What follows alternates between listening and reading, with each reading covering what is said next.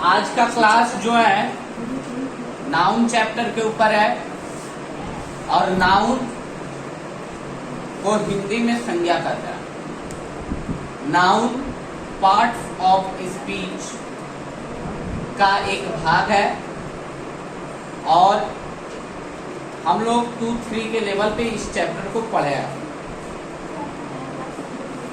तो parts of speech में जो नाउन है एक चैप्टर, आज उस चैप्टर के बारे में पूरा डिस्क्रिप्शन के बारे में बताया जा रहा है डिस्क्रिप्टिव बुक में। तो सबसे पहले नाउन है क्या? तो noun is the name of any person, place, animal और थिंग एटसेट्रा। किसी भी व्यक्ति का नाम, वस्तु का नाम, स्थान का नाम, जगह का नाम, पशु का नाम, पक्षी का नाम, अर्थात इस दुनिया में पाए जाने वाले हर वस्तु का नाम जिसका कोई नाम हो वही संज्ञा है। चौक संज्ञा है, डस्टर संज्ञा है, ब्लैक बोर्ड संज्ञा है। जिसका कोई नाम हो, जिस चीज का कोई नाम हो, जिसका कोई नाम रखा गया हो, उस नाम को ही हम लोग कह सकते हैं कि वो संज्ञा है, चाहे वो किसी भी रूप में हो। पानी, पानी भी एक संज्ञा है क्योंकि पानी नाम है। अर्थात जिस चीज का नाम हो उस चीज को हम कह सकते हैं कि वो संज्ञा है।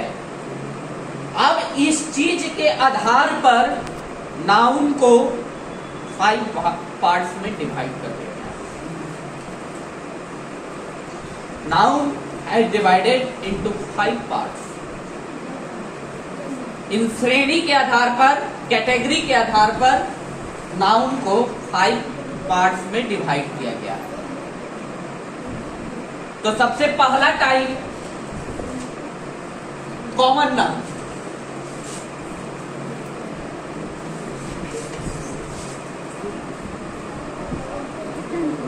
कॉमन मतलब आप इसको हिंदी में कहते हैं जातिवाचक संज्ञा।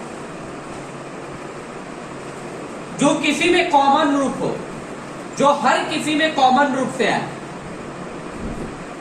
हम भी लड़का है, वो भी लड़का है, वो भी लड़का है, वो भी लड़का है, वो भी लड़का है, राम भी लड़का है, श्याम भी लड़का है, मोहन भी लड़का है, रमेश भी लड़का है, रितेश भी लड़का है, मतलब हर कोई लड़का है।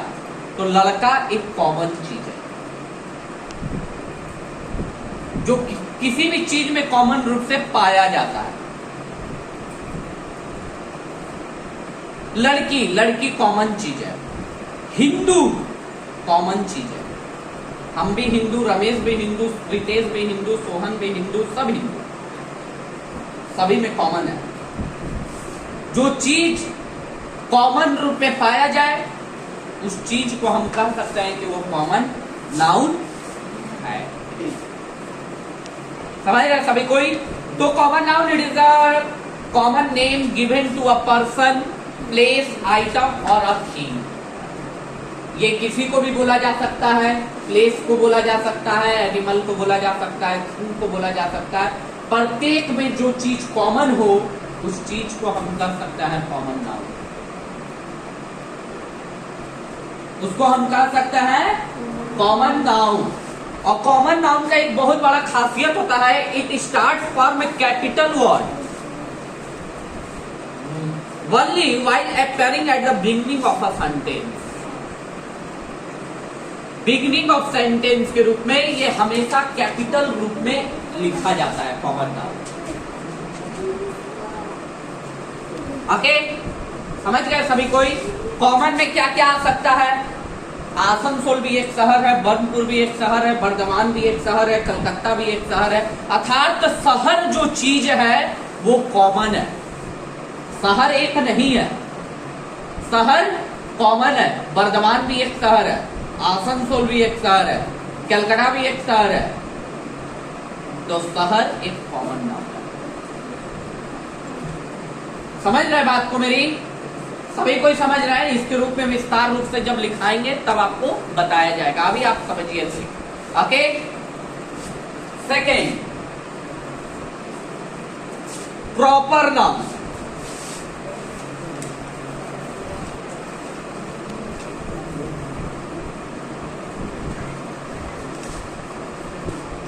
प्रॉपर नाउन को आप लोग कह सकते हैं व्यक्तिवाचक संज्ञा। जिस चीज के बारे में प्रॉपरली बोला जाए, यदि किसी चीज के बारे में हम प्रॉपरली इंडिकेट कर रहे हैं कि ये वही चीज है, तो उस चीज को हम प्रॉपर नाउन कह सकते हैं। जैसे एक डेफिनेशन समझिए, मेरे पास एक मोबाइल है, तो मोबाइल एक नहीं होता है, सैमसंग का भी मोबाइल होता है, पोको का भी मोबाइल होता है, माइक्रोमैक्स का भी मोबाइल होता है, बहुत सारा कंपनियां हैं जिसके मोबाइल आते हैं। तो मोबाइल इज कॉमन नाउन, अभी बता रहे हैं, उसके बाद टेस्ट होता है, मालूम है दोनों को। मोबाइल इज कॉमन नाउन, क्योंकि मोबाइल सब में आता है। एक मोबाइल तो है नहीं, एक मोबाइल होता है नहीं होता है, कॉमन चीज है। Mobile is common thing, but when we say कि this is the Poco mobile, तो Poco mobile is proper noun, कि वो पोको कंपनी का है। अर्थात किसी का एग्जैक्ट नाम लेके किसी चीज को बोलते हैं, तो वो क्या कहलाएगा? This is the difference between common noun and proper noun. When we say कि दिस इज अ मोबाइल, तो mobile is a common thing, but when we say कि this is a Poco mobile, तो Poco is indicate a proper thing. Understand? समझ रहे हैं सभी कोई? तो जब किसी चीज का प्रॉपर चीज लेके बोलते हैं, प्रॉपर थिंग लेके बोलते हैं, तो वो हो जाता है प्रॉपर नाउन। और जब किसी जाति से बिलोंग करे, तो वो हो जाता है कॉमन, जो सब में कॉमन है। आप घड़ी पहने हैं, घड़ी इज कॉमन नाउन। आप सोना कंपनी का घड़ी पहने हैं या सोनाटा कंपनी का घड़ी पहने हैं, हर कंपनी होता है। जब उस कंपनी का प्रॉपर नाम लेके बोले, तो वो क्या हो जाता है? Proper noun. समझ रहे हैं? This is the difference between the common noun and proper noun. Okay, समझ गया सभी कोई? चलिए next, a proper noun always begins with capital letter no matter where they occur within a sentence। ये कोई मैटर नहीं रखता है कि ये किस जगह पे रहेगा, जहां भी रहेगा ये हमेशा कैपिटल लेटर पे रहेगा। ओके, ये जरूरी नहीं है कि ये बिगिनिंग में हो, शुरू में हो, ये मिडिल में भी रहेगा, तो ये हमेशा कैपिटल लेटर से इंडिकेट रहेगा। ओके, इसका नोट्स आपको बताया जाएगा, पहले आप इस चैप्टर को बढ़िया से समझ लीजिए, ठीक है? इसके पहले भी आप स्टडी किया है, लेकिन ये पूरा डिस्क्रिप्टिव रूप में समझाया जा रहा है, ताकि आप कभी नहीं भूलें।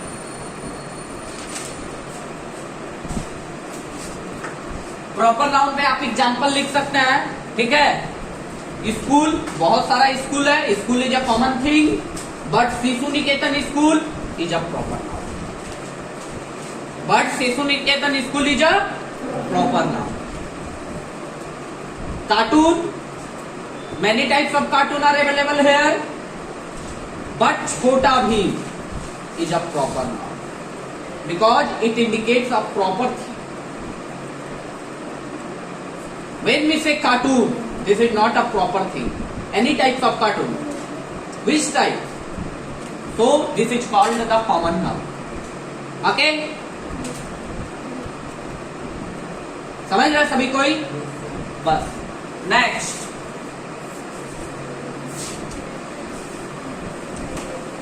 डिफरेंस भी आपको समझ में आ चुका होगा। ये डिफरेंस है, difference between common noun and proper noun. दोनों के बीच के अंतर को भी आप समझ गए होंगे मेरे एग्जाम्पल के द्वारा। समझ में आया है ना? यदि कोई व्यक्ति आपसे पूछे कि प्रॉपर नाउन और कॉमन नाउन में क्या अंतर है, तो आपको इसी तरीके से समझाना होगा, ठीक है? ओके, चलिए next, collective noun.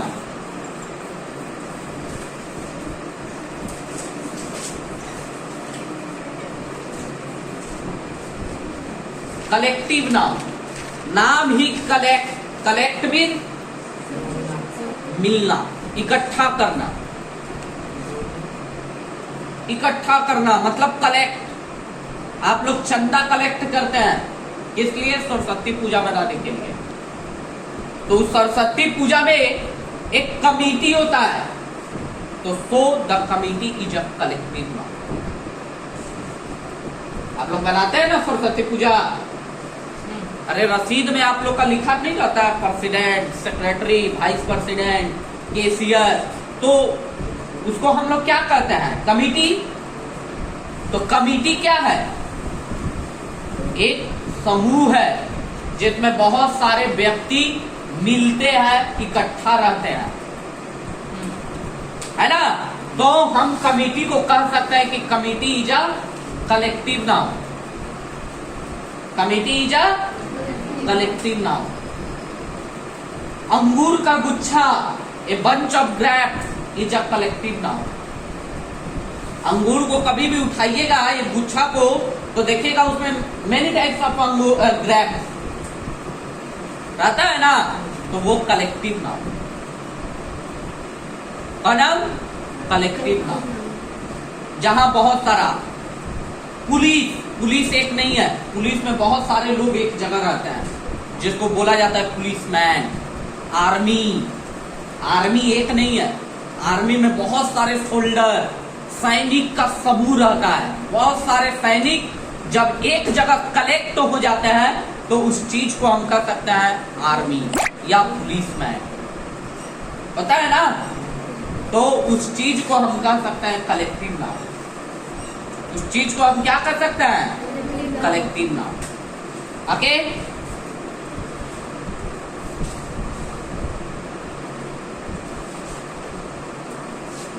Next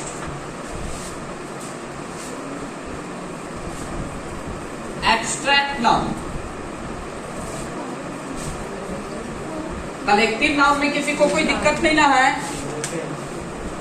collective noun में आप लोग से जब झगड़ा होता है तो आप बोलते हैं अदर को कि रुक हम अपना गैंग लेके आ रहे हैं, बोलते हैं ना ये डायलॉग? अरे बोलते हैं कि नहीं बोलते हैं कि रुक हम अपना गैंग लेके आ रहे हैं? तो गैंग मीन समूह, कलेक्टिव। हम बहुत सारे लड़कों को लेके आ रहे हैं। ओके, तो इस तरीका से कलेक्टिव नाउन दिखाया जाता है। Next abstract noun. Abstract noun को आप लोग कह सकते हैं, क्या कहते हैं? भाववाचक संज्ञा हिंदी में।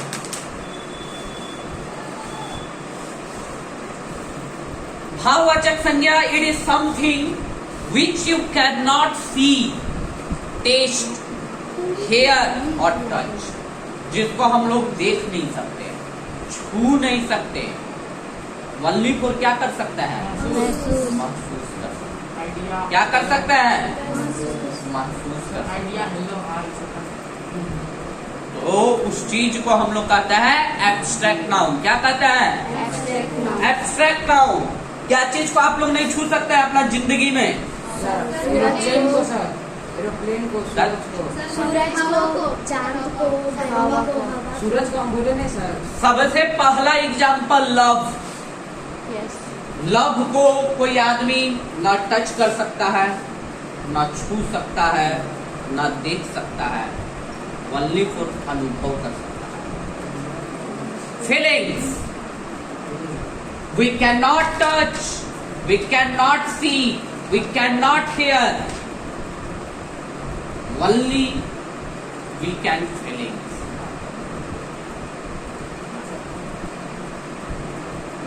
ओके, तो लव, हैड, ओके, ये सब चीज को हम लोग कह सकते हैं कि एब्स्ट्रैक्ट नाउन है। ओके, इसके बारे में और लिखाया जाएगा क्लास में, सिर्फ आप समझने वाला चीज है। ओके, नेक्स्ट आपका खुशी से हम पता कर सकते हैं कि आप खुश हैं। तो हम कैसे महसूस कर रहे हैं? आपको टच करके, आपको देख के, आपका फीलिंग कि आप खुश हैं, यू आर जॉय। ओके, चलिए next, material noun.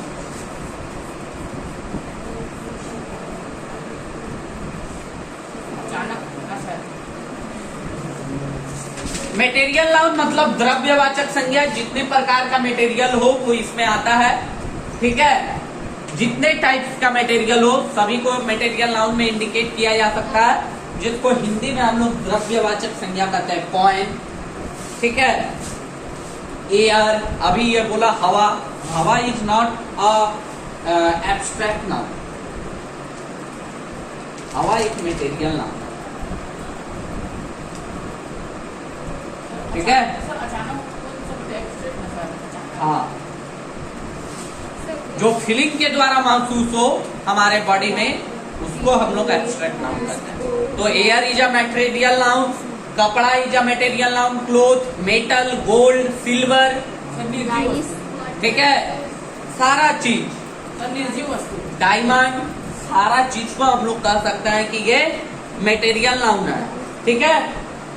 These are made the material substance और things made of something, जो किसी वस्तु के द्वारा बना हो, made of something, किसी चीज के द्वारा बना होता है, ठीक है, उसको मटेरियल नाउन कहा जा सकता है। जैसे ये एक मटेरियल नाउन है, ये किसी चीज के द्वारा बना है, प्लास्टर ऑफ पेरिस, तो this is called the material noun,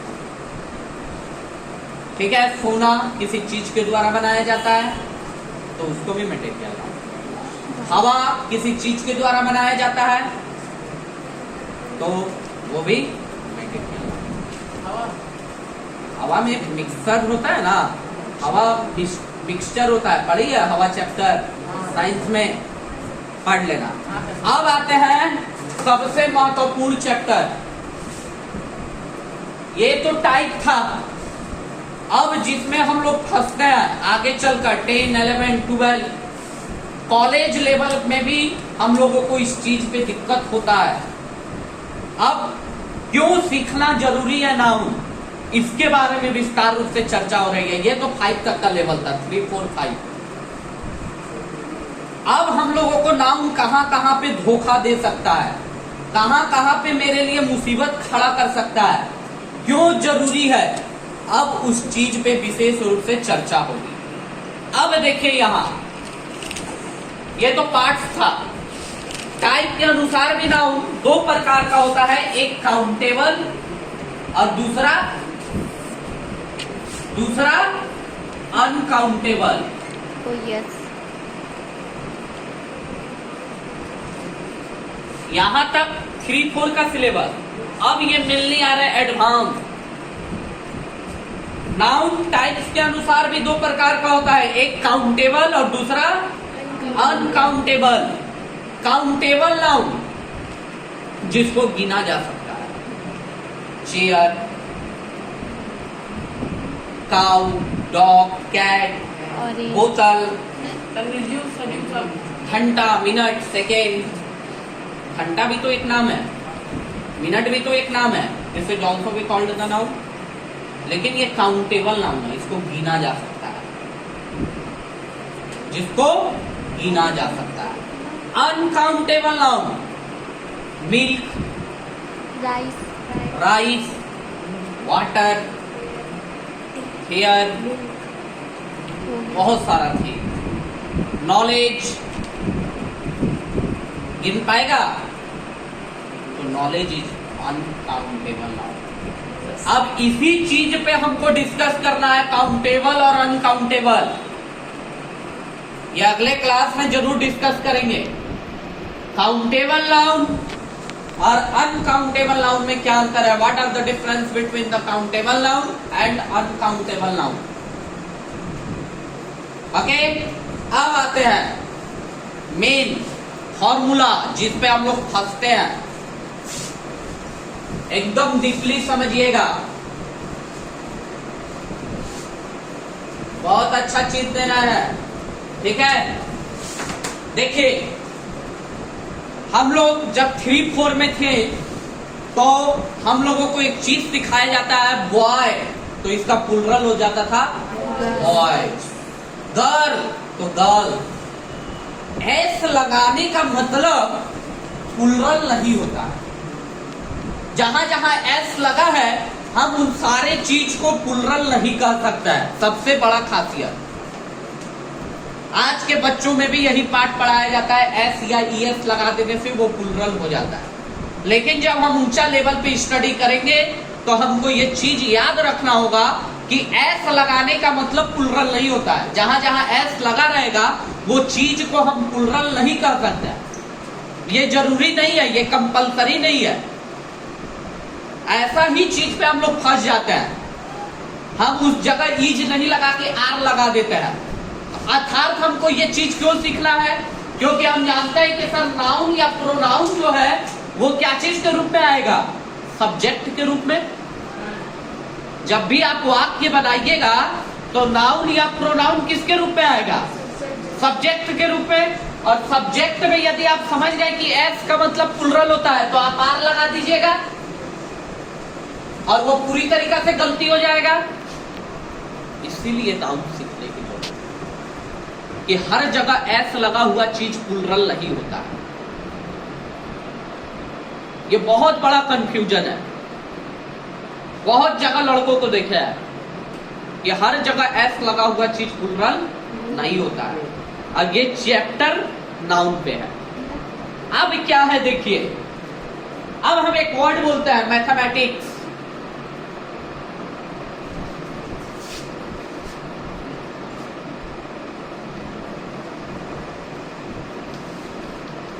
इसके अंत में एस लगा हुआ है,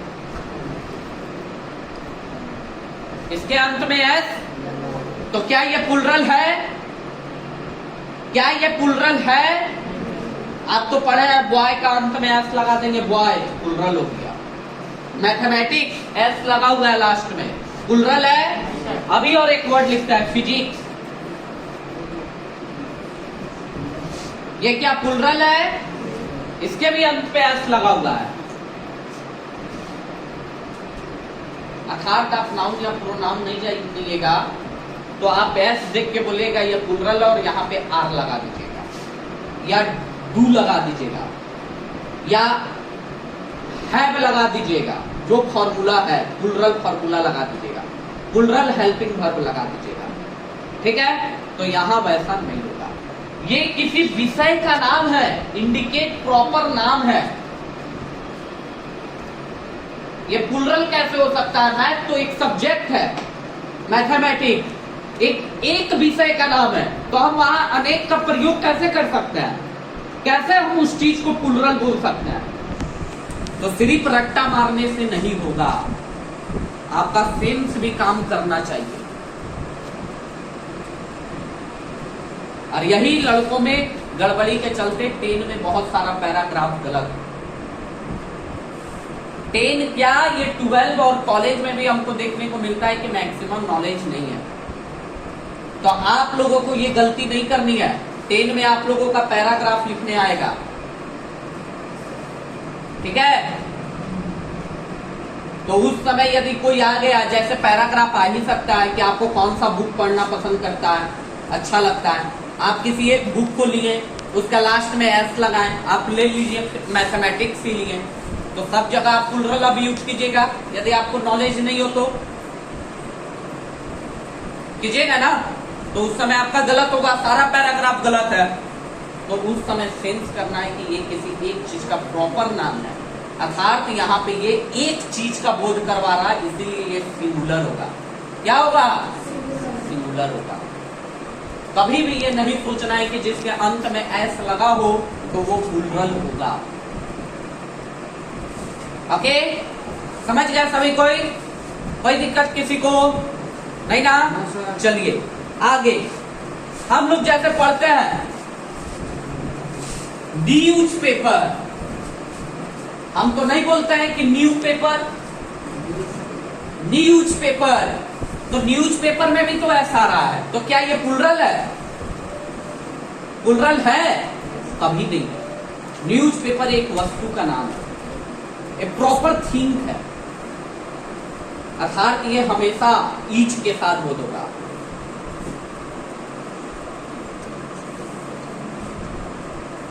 newspaper is good, not newspaper are good. Always you write newspaper is good, not newspaper are good, because R is a plural number और so the newspaper is always a singular number और singular number के साथ हमेशा singular verb. ये रट्टा को छोड़ना होगा. सेंस का भी काम होता है. Okay, next. बहुत सारा ऐसा है जिसके बारे में लिखाया जाएगा, आपको क्लास पे लिखाया जाएगा. ठीक है. या और एक चीज देखिए, प्रोग्रेस रिपोर्ट आप लोग को दिया जाता है. हर परीक्षा खत्म होने के बाद आपका प्रोग्रेस रिपोर्ट दिया जाता है. यहां भी एस लगा रहता है. तो क्या ये प्लूरल है? My progress report is good कि आर गुड? ये नहीं देखना है कि इसके अंत में एस लगा हुआ है तो ये प्लूरल हो जाएगा. ये बहुत बड़ा कंफ्यूजन है कि जिसके अंत पे एस रहता है वो प्लूरल हो जाता है. इस कंफ्यूजन को दूर कर देना है. यदि वो किसी इंडिकेट कर रहा है एक व्यक्ति के बारे में तो ऑलवेज वो सिंगुलर है. ठीक है, समझ रहे हैं ना क्या बात को? उसके बारे में सोचेंगे हल्का, तब लगाएंगे. Okay, next.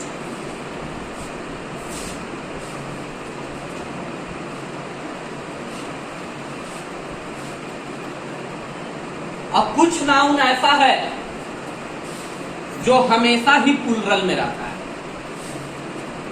वो सिंगुलर में कभी हो ही नहीं सकता है.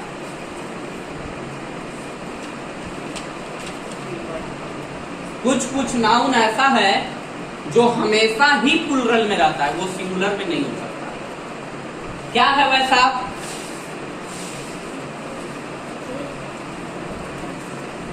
क्या हो सकता है? नहीं, पहले एस वाला बोलो. पैंट्स.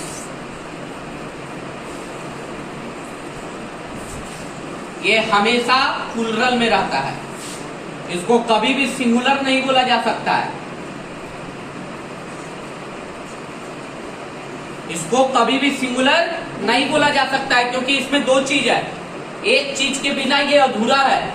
चश्मा ये हमेशा ही प्लूरल रहेगा, एक तो नहीं रहता है. एक चीज के बिना वो दूसरा अधूरा है. तो ये ऐसा नाउन है कि जो हमेशा प्लूरल में रहेगा. सीजर, कैंची. कैंची यदि आप एक लीजिए तो वो काम करेगा? कभी नहीं करेगा. हमेशा उसमें दो पलक रहती है, रहता है ना, तो वो हमेशा प्लूरल में रहेगा. प्लास, जिसको आप लोग कभी कल इलेक्ट्रिक का काम करते हैं तो बोलते हैं प्लास लाओ. देखिएगा उसमें हमेशा दो मुंह रहता है ना, तो वो हमेशा ही प्लूरल में रहेगा. समझ गए? ये हमेशा ही प्लूरल में रहता है. इसके साथ कभी भी आप सिंगुलर वर्ब का प्रयोग नहीं कर सकते हैं. मतलब ईज किसी भी हालत में नहीं लगेगा. ये हमेशा प्लूरल फॉर्म में रहेगा. इसके अंत में एस लगा रहा. समझ गए? अब कुछ ऐसा वर्ड है जिसमें कुछ भी नहीं लगा रहता, जैसे पीपल.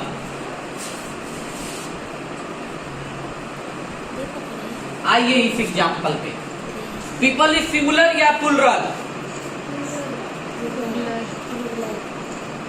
पीपल इज सिंगुलर या प्लूरल? लोग एक आदमी का बोध करवा सकता है? कभी नहीं. Always people are good, not people is good. ये बहुत सारा मिस्टेकिंग है.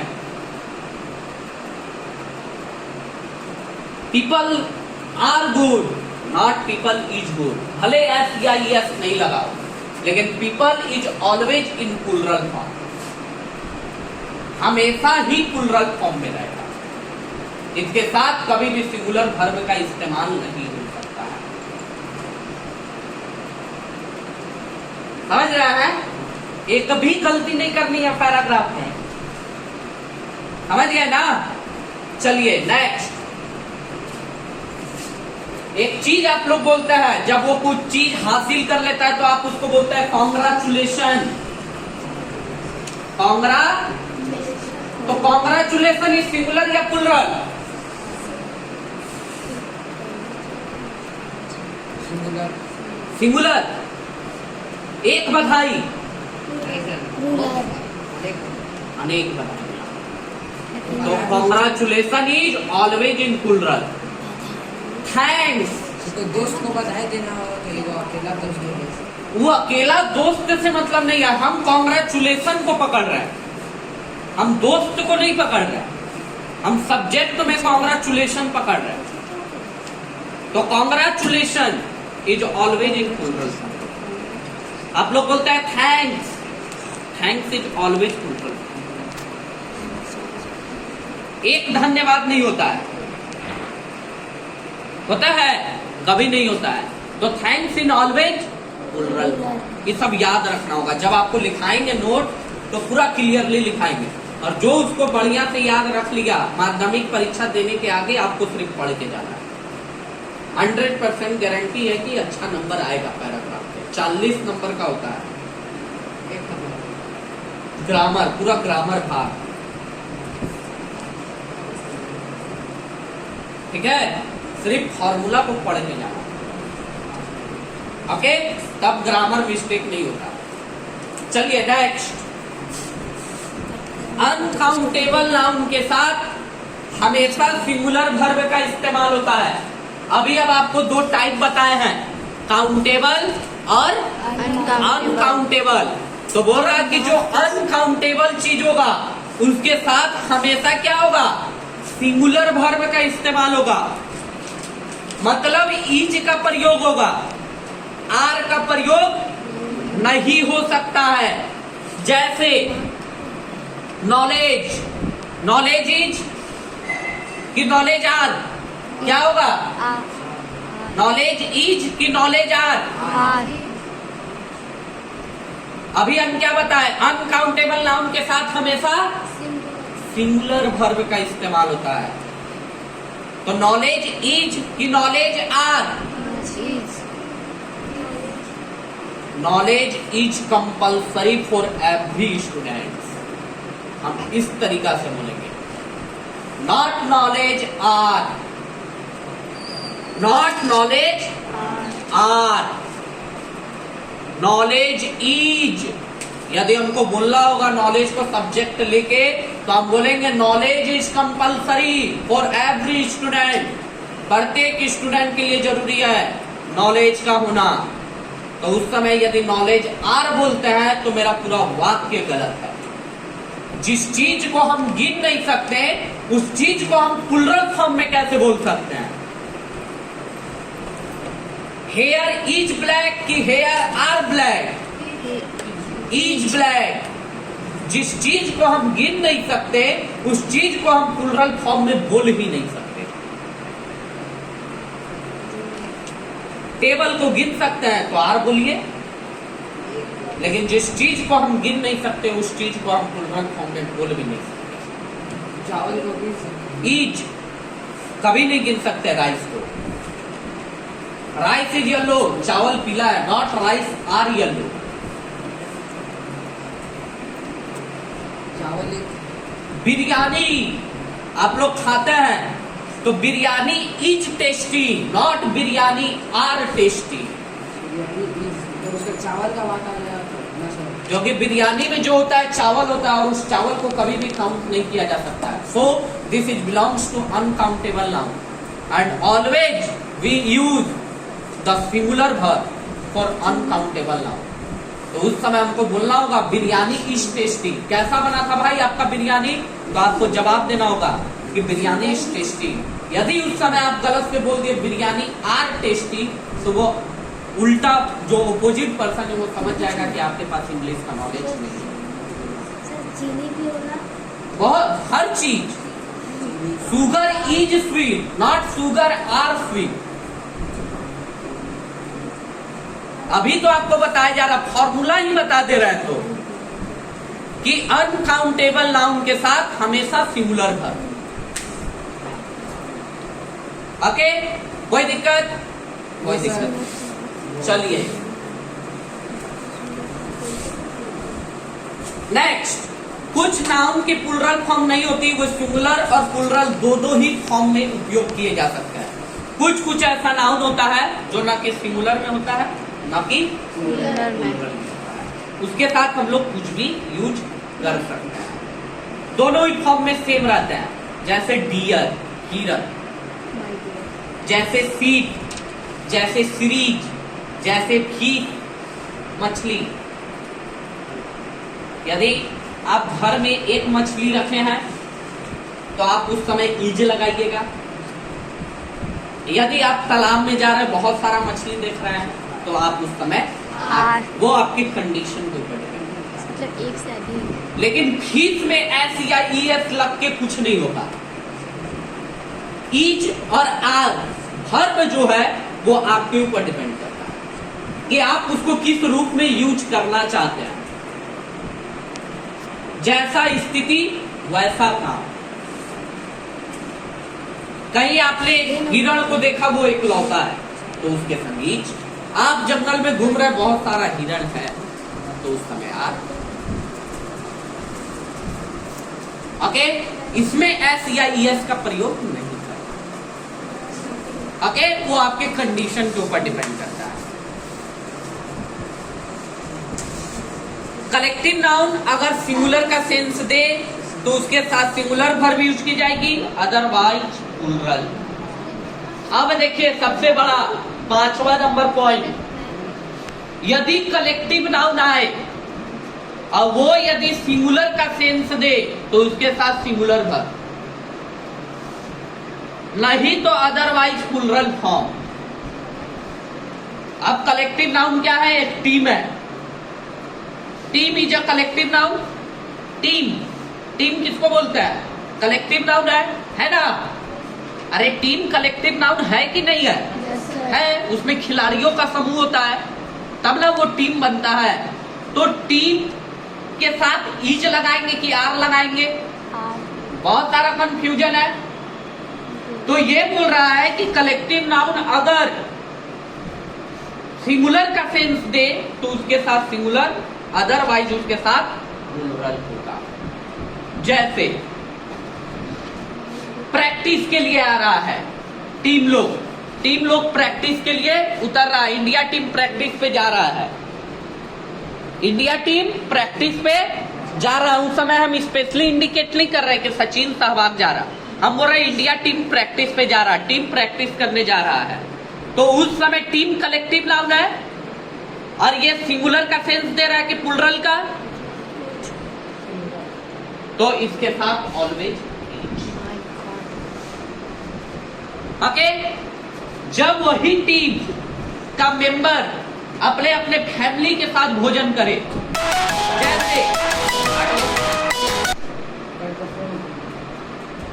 The team are eating with their families, वे लोग अपने फैमिली के साथ खा रहे हैं, टीम का प्रत्येक मेंबर, तो वो समय सिंगुलर का वर्ब प्रयोग होगा या प्लूरल? उस समय नहीं कर सकते हैं ईज। जब टीम को लेके चलेंगे तो ईज, वही टीम जब अपना इकलौता काम करे तो वो प्लूरल। इसीलिए डायरेक्ट हम लिखे हैं कलेक्टिव नाउन अगर यदि सिंगुलर का सेंस दे, यदि सिंगुलर का सेंस दे तो सिंगुलर। टीम, हम जब टीम बोल रहे हैं तो ये सिंगुलर का सेंस दे रहा, कौन है भाई? टीम है। Team is singular sense they रहा, इसीलिए जब वही टीम का एक कोई भी खिलाड़ी अपने परिवार के साथ भोजन करता है तो वो समय ये इकलौता, प्रत्येक टीम अपने अपने परिवार के साथ भोजन कर रहा है, टीम का प्रत्येक खिलाड़ी कर रहा है ना, तो उस समय ये अलग अलग रूप से संकेत दे रहा है, तो इसके साथ आर। वही टीम जब एक काम करे, सभी लोग प्रैक्टिस कर रहा है, तो वो टीम सिंगुलर, तो उस समय each, the team each heading with practice. लेकिन वही टीम जब अपने परिवार के साथ भोजन करने जाए, the team are eating with their families. ठीक है, ओके, तो उस समय आर लगेगा, इसको लिखाया जाएगा। ठीक है, इंडिविजुअल काम नहीं करना है। ओके, नेक्स्ट न्यूटर जेंडर, जिसे पता ही नहीं चले कि सर वो मेल है कि फीमेल है, न्यूटर जिसको बोलते हैं, न्यूटर जेंडर। हम लोग छोटा बच्चा भी रहे तो उसको भी बाबू बोलते हैं, चाहे वो लड़का हो चाहे वो ए बाबू इधर आओ, चाहे वो लड़का हो चाहे वो लड़की हो। बाबू कैसा है? तो बाबू स्मॉल बेबी, ये न्यूटर जेंडर होता है। कौन जेंडर होता है? मेल और फीमेल दोनों का ही बोध नहीं करवाता है। इसके साथ ना हिम लगेगा ना हर लगेगा, इसके साथ ऑलवेज क्या लगेगा? इट। इससे आप कुछ भी नहीं इंडिकेट कर सकते हैं, ही भी नहीं सी भी नहीं। इसके साथ ऑलवेज क्या इंडिकेट करना चाहिए? It. The small baby love it's mother, not him mother या हर मदर। ओके, समझ रहे ना? छोटा बच्चा अपनी मां को प्यार करता है। The small baby love it's mother, not him और हर। हम आइडेंटिफाई नहीं कर पा रहे हैं क्योंकि ये न्यूटर जेंडर है। कौन जेंडर है? न्यूटर जेंडर है। जहां हम आइडेंटिफाई नहीं कर पाए उस समय एक मीनिंग आता है इट्स। क्या आता है? इट्स। ये एकदम कीप इन योर माइंड, अपने दिमाग में सेटअप कर लें। ना मेल आइडेंटिफाई कर पाएंगे ना कीड़ा मकोड़ा, इंसेक्ट, न्यूटर जेंडर। इसके लिए ऑलवेज इट्स। वो मेल है कि फीमेल है हम कैसे पहचान पाएंगे? पहचान पाएंगे तो उसको न्यूटर जेंडर बोला जाता है। जितना भी छोटा कीड़ा मकोड़ा हो, इंसेक्ट, तो उसको न्यूटर जेंडर बोला जाता है। कौन जेंडर बोला जाता है? Neuter gender. और न्यूटर जेंडर के साथ हमेशा इट्स। ओके, समझ गया? चलिए नेक्स्ट। अब रहा मेल और फीमेल जेंडर को कैसे पहचानेंगे।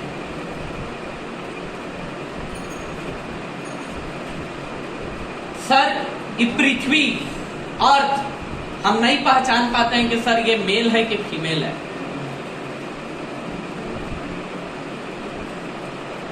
पृथ्वी बोलते हैं ना,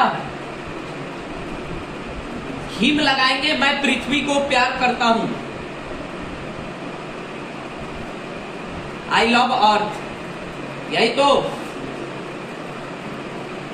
इसके ऑब्जेक्ट के रूप में यदि किसी वस्तु को इस्तेमाल किया जाए तो इसके संग सर हम हिम लगाएंगे कि हर लगाएंगे, ही लगाएंगे कि सी लगाएंगे। तो पृथ्वी कोई लड़का का नाम है, इसमें तो कोई ठीक है। तो हमेशा याद रखिए मैस्कुलिन में, मेल जेंडर में जो हमको पावर दे, जैसे सन, ये मेल है, मेल है, फीमेल नहीं है। जो हमको पावर दे, आइडेंटिफाई करने का ट्रिक बता रहा है। सन, टाइम, डेथ और विंटर, जिससे हमको पावर के रूप में पावर का बोध। इसके साथ ऑलवेज हिम का प्रयोग होगा, मतलब ही का प्रयोग होगा, और he is always belongs to male, masculine. यही तो। जबकि फेमिन में आए तो अर्थ, पृथ्वी, नेचर, प्राकृतिक, प्राकृतिक चीज भी होता है ना, नेचर। आप बोलते नहीं है ये नेचर का दिन है, तो नेचर ये फीमेल है, फेमिन है। इसके साथ ऑलवेज हर, जो हमको ब्यूटी के बारे में बताए, सौंदर्य, सुंदरता के बारे में बताए, वो सब चीज को बहुत सारे कवि प्राकृतिक का सौंदर्य को लेके कविता लिखते हैं। प्राकृतिक चीज का, कि हवा इतना निराली थी, तो वो सब प्राकृतिक चीज है, नेचुरल चीज है। तो इस नेचुरल को हम लोग फेमिनिन जेंडर के रूप में प्रयोग करते हैं। ठीक है। तो इस तरीका से मेल और फीमेल के बारे में हम नोट्स लिख पाएंगे कौन कौन है। इतना टॉपिक आप लोगों को याद रखना है। ये बहुत महत्वपूर्ण टॉपिक था जिसके बारे में आज चर्चा हुई। ठीक है। तो आप लोग इसको नोट्स जब करवाएंगे तो नोट्स कीजिएगा और बढ़िया से इसको नोट्स कॉपी पे उतार दीजिएगा। ओके ओके, ये सिर्फ समझाने लायक था। किताब खोलिए, मेरे वीडियो को देखिए और उससे समझते रहिए पूरा, ठीक है। मतलब कि कोई दिक्कत नहीं हो, इतना तरीका बता दिया गया है। आप जब किताब का प्रयोग कीजिएगा तो ये सारे रूल वीडियो आपको पता चलेंगे और इसका नोट्स ऐसे भी बना दिया जाएगा। ओके ओके,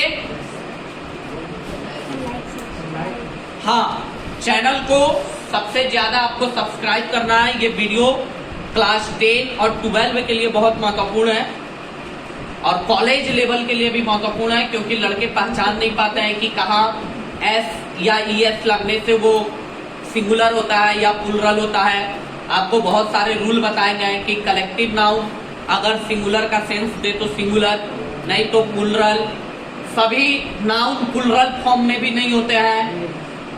उसके बाद आपको सजेशन दिया गया कि अनकाउंटेबल नाउन के साथ होता है। बहुत सारे सजेशन दिए गए, आप उस सजेशन को मानिए। हमको आशा है कि ग्रामर में आपका 0% मिस्टेक होगा और इस वीडियो को आप लोग जिनको जरूरत है वहां तक इसको पहुंचाइए, सब्सक्राइब कीजिए और शेयर कीजिए। Thank you.